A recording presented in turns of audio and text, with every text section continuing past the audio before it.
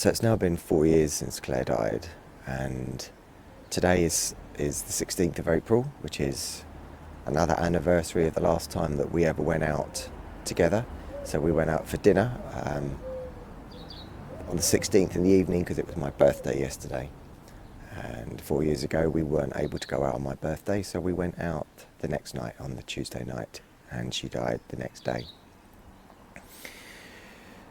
But really what I want to talk about in this is it's in response really to a video about a Google executive, Mo Gawdat, that was on the news during the week, who was talking about looking for an algorithm for happiness.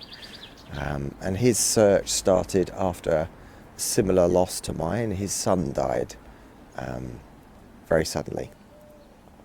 And what Mo Gawdat was saying was that it's not about what happens to us in our life. It's not about the things that life gives us or the life serves us up. It's about how we feel about those things that life gives us and serves us up. And I think in the first stage of grief or the first stage of loss, it's dealing with that immediate loss, dealing with the fact that a person that we loved has gone. And accepting that it's not about that thing that's happened to us in our life, it's about how do we feel about that thing that's happened to us in our life.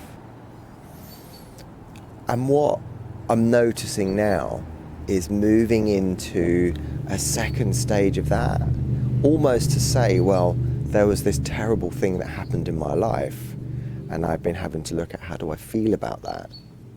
And in some ways, how I feel about that is grief. And it's the grief of the loss.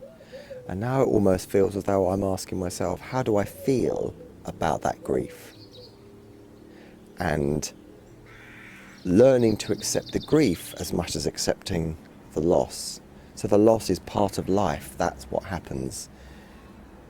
And the emotions that come out of that, or certainly the grief of that loss, is something else that life has served up. So now I'm asking, how do I feel about that grief? And I think that has become a bit of a step change, a key change recently, is to say, well, actually there was the loss, and that's just the way it is. That was there. Nothing I can ever do can change that. And there is the grief in my life, and nothing I can ever do can change that.